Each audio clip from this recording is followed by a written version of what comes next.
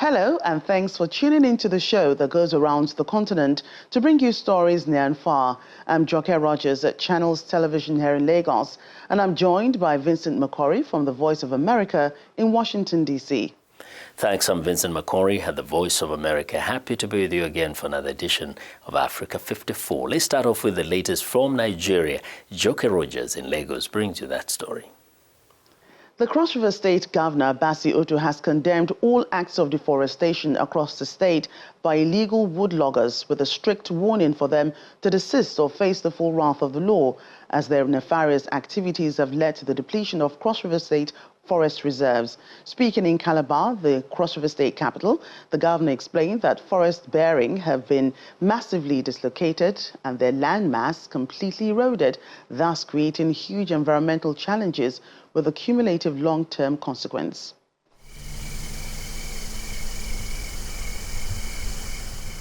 The Cross River National Park is said to be one of Africa's last remaining rainforests.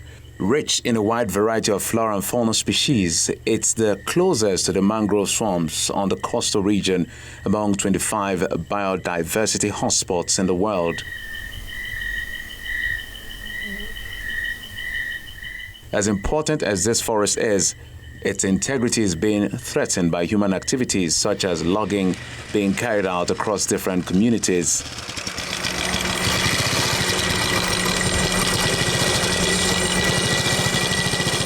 A drive around some communities of Boki local government area of the state reveals piles of logged wood ready for evacuation at different points.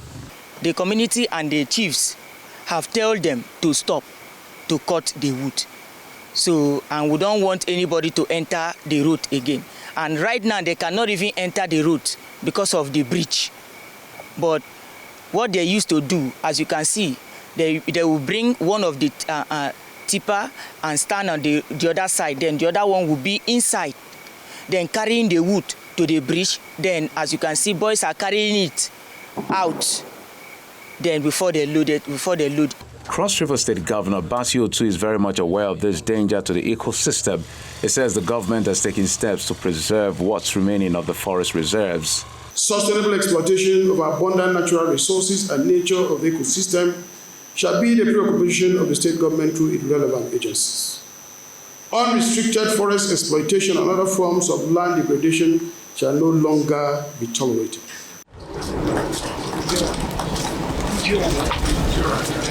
Days later, a team led by the State Chief of Staff, Emmanuel Ironda, holds a briefing on the progress of both security officials and members of the community to stop illegal logging.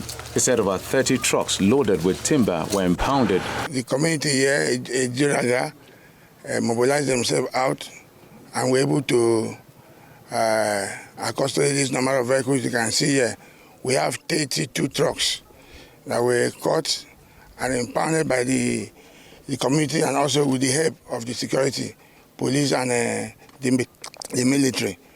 So we are here to let the public know that it is good for us to partner with the government, most especially on information regarding issues like this. Efforts to preserve as much of the ecosystem as possible by various governments in Cross River State has earned Calabar, its capital, the title Green City.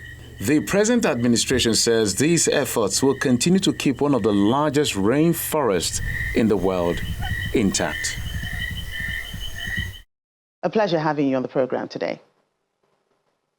Yeah, thank you very much. Thank you so much. Right, so we did see in that report the Cross River State government impounding about 30, trucks with logs of wood that are deemed to be illegally obtained from, the state's massive forest reserves. What has been done since then to those people that were apprehended? Okay, yeah, most of the trucks that were apprehended were actually, taken for seizure. And then the government actually, with its policy set on ground, to actually track most of these illegalities and all that. So I think they had to pay some fine after going through some litigations and all that. So, but most of the trucks are still impounded as I speak, yeah. Right, so can you elaborate on the environmental impact of illegal deforestation in Cross River State and how the government's declaration aims to mitigate these effects? Okay, yeah. Let me start by saying that Nigeria itself has the largest mangrove ecosystem in Africa, and Cross River State is home to over 50% of rainforest in Nigeria, consisting of the tropical rainforest, the mountain, savanna, saltwater swamps. In the last 16 years so far, the Cross River State government had, actually pronounced a ban on logging in the state. Unfortunately, what the state witnessed was an increase in illegal logging activities. And then we have the administration tried its best to cope with all these menaces, but the loggers had also formed a cartel and gang where you have them taking out logs in the middle of the night, 1, 2, 3 a.m. It's a time where it will be difficult to enforce, where a lot of people are sleeping and all that.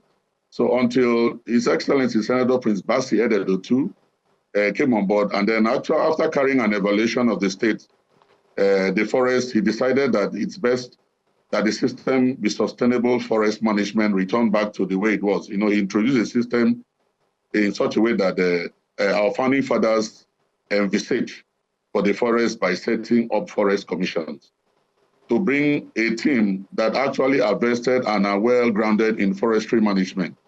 And then so far the team has been constituted, and then the commission understands clearly what the governor's vision is for the sector by introducing a system of permitship, and then the commission is moving the sector away from the come one, come all system or logging in the state, and emphasized in being placed on, policies of the forest. So that is why the commission sought and obtained the governor's approval to recruit forest rangers, to show up the depletion of forest. Forest rangers and forest officers are also about undergoing retraining and training programs to prepare them for the task ahead. And in what way does, this declaration that Governor Otto has brought in as, his administration begins, in what way does it align with the broader environmental sustainability goals? And, what long-term benefits does it have for the environment and the local communities? Okay, the permittee policy is an attempt at reducing the number of loggers in the state.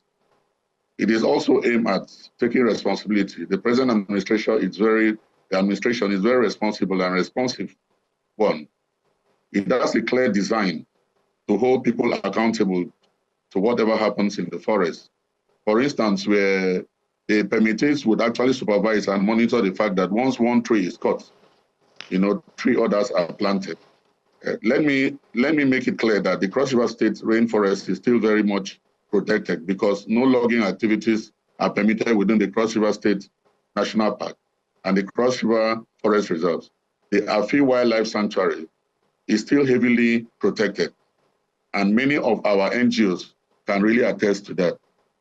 Government is gradually trying to involve options, help sustain and reduce carbon emissions, and then a healthier environment. Recently, the state government in COP26 signed an MOU with the Owando Clean Energy Limited to build 100 megawatt wind generating plants in a local government in Cross River State called Akampa. And then by assembling these plants to roll out buses, for transportation in the state.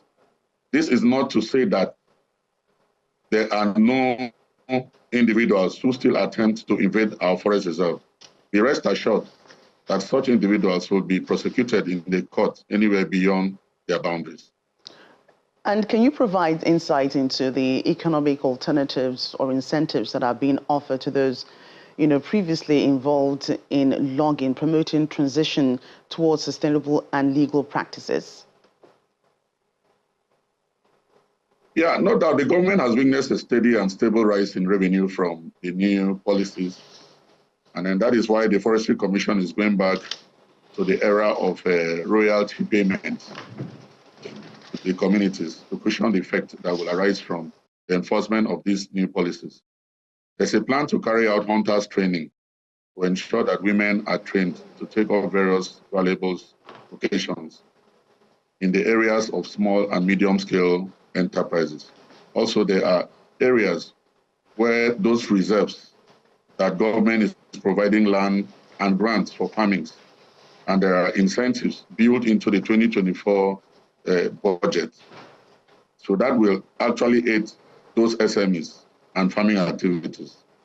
This, Right. of course, goes beyond the usual policies of government to provide the necessary infrastructure in those forests and non-forest communities.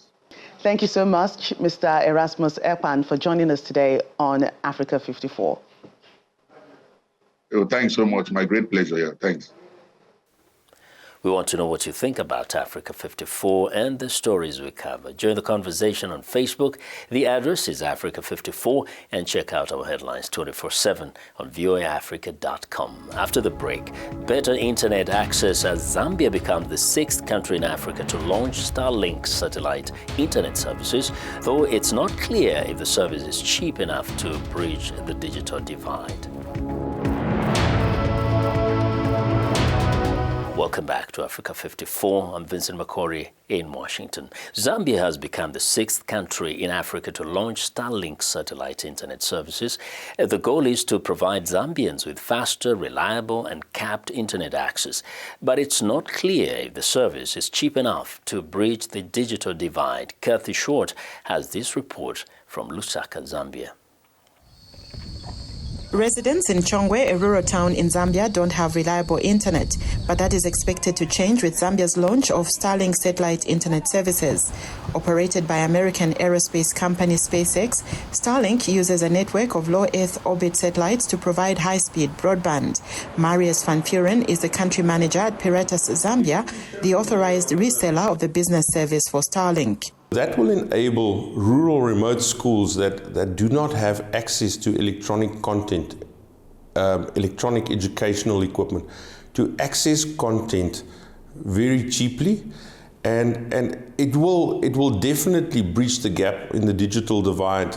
According to recent media reports, the initial Starlink hardware cost for its internet access is about $500, while monthly fees are pegged at $37 for the most cost-effective package. But most general workers in both urban and rural Zambia earn a minimum of $50 to $100 a month, according to the country's new minimum wage approved by the government. Sam Tembo, a cleaner in Lusaka, earns $150 a month. Starlink internet is here, but it's expensive for me. I can't afford. I'd rather use that money. Instead of paying internet, I buy food. But Sandy Chimpala, who runs a news blog focusing on technology, says Starlink will be a big help for some companies. In Zambia, I think the opportunities lie in areas like telemedicine, in e-learning, e-commerce, also startups and entrepreneurs who need to connect, obviously, for their businesses now going online. There's also an opportunity in e-governance as well, so services that need to reach the marginalized or people who are in far-flung areas. Kasalim Senge is with Smart Zambia, a government agency that works on infrastructure for information, communication and technology. Connectivity cuts across sectors, but in particular in our case in Zambia, the hope is to bridge the gap and to allow us to leapfrog and catch up with advanced economies out there. According to the World Bank 2020 report on accelerating digital transformation in Zambia, only 44% of Zambians have internet access, and those who do usually face slow, intermittent, and high costs.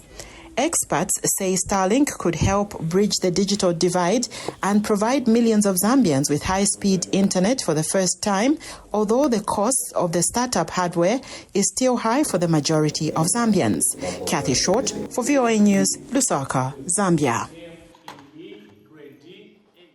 Nigeria and India have signed a memorandum of understanding on renewable energy to reduce Nigeria's dependence on traditional sources of energy.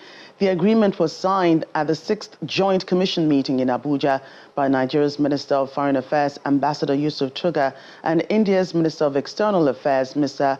Subrahmanyam Jaishankar. Our correspondent, Victoria Longjan, reports. It's the 6th Joint Commission meeting between the government of Nigeria and India. Director Economic Trade. Gathered here are the Indian delegation led by the Minister of External Affairs, while Nigeria's Minister of Foreign Affairs, Ambassador Yusuf Tugar, leads the Nigerian delegation. Good afternoon, Excellency. The essence of this gathering is to harmonize on different areas of collaboration.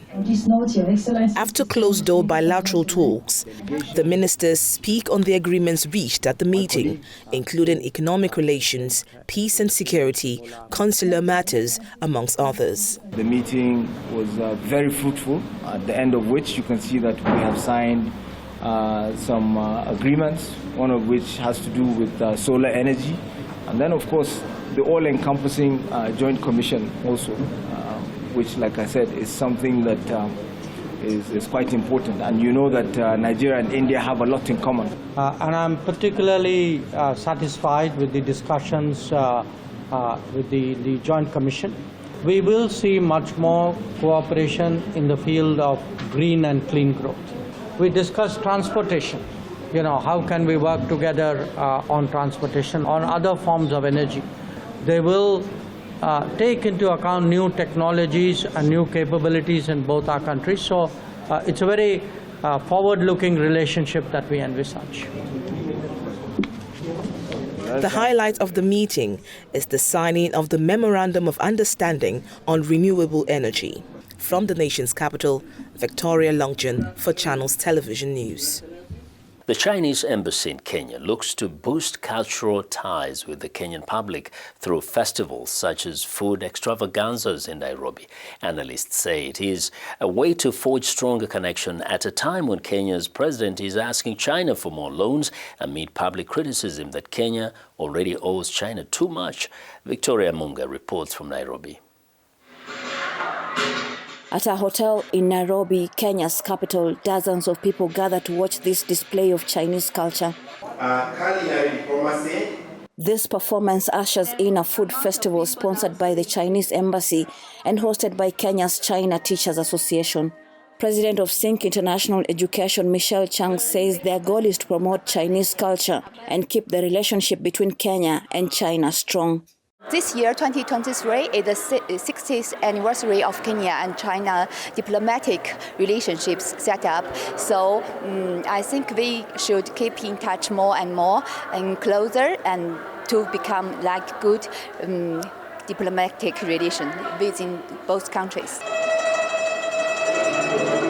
Forging stronger ties through cultural events can also bridge language differences, says economist Eric Musau. European countries generally have always had very strong ties, looking at the Commonwealth or America, the common language is always a big positive between Kenya and most of Europe as well as America. And so for the Chinese, there's that gap, especially around the language barrier.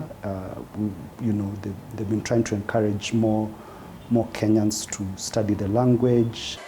Chinese presence in Kenya has been growing over the years. Chinese companies have built massive projects in Kenya, like the standard gauge railway between Nairobi and Mombasa. At the same time, Kenya's central bank says the trade deficit between Nairobi and Beijing grew to $3.62 billion in 2022, up from $3.51 billion the previous year. Musau says the infrastructure is beneficial for Kenya, but the trade disparity is a challenge for diplomatic relations. In terms of exports to their market, you're looking at just a couple of $100 million. So the balance of trade is really in their favor. And when you look at the structure of the economies and where, for example, Kenya wants to go, it's very unlikely that you'll ever have a very good overlap in terms of a balance of trade compared to, let's say, America, where exports and imports are almost on balance. Balance is something that Steve Wakoli says he was missing in his life before he learned the Chinese language and martial arts like Kung Fu. He now makes his living teaching Chinese and performing martial arts. I started receiving invitations from companies for performances. I went to schools like Chinese Confucius schools. I went to Kenyatta University, went to Nairobi universities for performance. But Wakoli is an exception. Many Kenyans are uneasy by what they say is too much Chinese engagement in Kenya, especially in the retail sector. We used to buy clothing from China, but now they have their own store here, and what they sell is cheap. Our customers all go to their store to find cheap products. Because of the infrastructure projects, Kenya's debt to China stood at $6.3 billion as of March 2023, almost 2/3 of the country's total bilateral external debt. Analysts say cultural programs such as this food festival aims to ease uncertainty caused by what some Kenyans see as unbalanced economic relationship. Victoria Amunga, VOA News, Nairobi.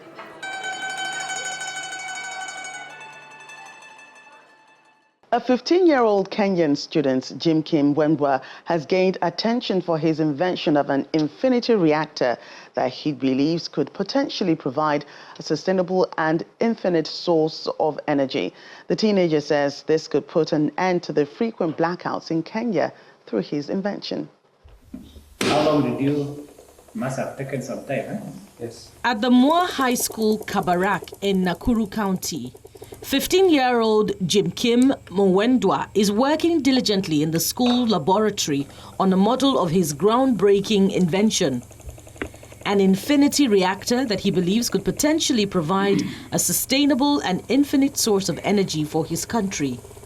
The aspiring inventor provides insights into the workings of his creation. This is a demonstration of what I've done. It's basically a motor and a dynamo. And according to what is supposed to happen is that the motor is supposed to actually have a higher input than the dynamo. So what I've done is that I've increased the output of the dynamo with little input of voltage inside the motor. Deputy Principal of Moore High School, Kabarak, Richard Kimutai Rono, expresses astonishment at Jim Kim's ambitious project. He is to come up with an infinity reactor. And according to him, this is a reactor that can be able to generate energy, that can power the world for infinity. In fact, we are really surprised by that. And his dream is to make this a reality. It is still at the pioneering stage, or where he's developing it, he's modeling it, and he's looking forward to making it a reality. The teenager aims to address the prevalent issue of frequent blackouts in Kenya through his innovative approach to generating cheap and efficient electricity. Despite the need for a primary source of electricity to initiate the system, Jim Kim outlines a self-sustaining cycle once operational. First, there is input of power from another source of power. When there's input of power, some of the rotation of the motor causes generation of electricity due to the circumferences changing the magnetic fields. And so there's a larger percentage of it being exerted out and a smaller percentage of it being used inside the infinite reactor to rotate the dynamo and also to cool the engine. Must have taken some time, huh? Yes. Jim Kim Mwendwa claims that his innovative solution has the potential to address power challenges in developing countries, offering a glimmer of hope. It is breeding season for Namibia's seal population, but ocean waste and pollution are threatening the millions of seals and other marine animals who live in this region. Vitalio Angulo reports from Walvis Bay, Namibia. This baby seal at Pelican Point in the industrial town of Walvis Bay has discarded fishing line entangled around its neck. Environmentalist Nadia Dreyer walks the beaches rescuing animals like these. He says he's rescued more than 800 so far this year.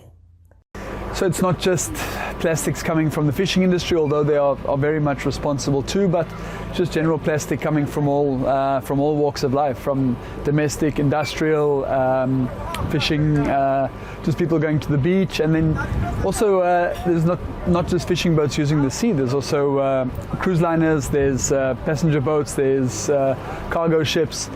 Aside from ocean pollution, seals are also facing the aftermath of a recent oil spill, according to the Ministry of Works and Transport, which handles most maritime affairs in the country. Julius Gwetha is a ministry spokesman. And that was the biggest so far until now. And it did really affect a number of our animal, let's say the seals, they were affected. We had some fish which were also affected. We had some plants which were also affected. Shark Law is a tour guide at the Pelican Sea Point Kayaking Company. He says safely disposing of fishing nets is a cheap way to make a huge difference.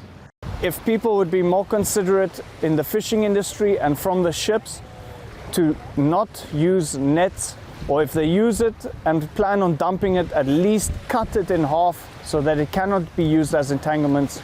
Preferably it would be to not throw your things overboard, but to keep it on the ship and get rid of it once you dock. The government says it is drafting regulations to tighten control of waste from fishing vessels.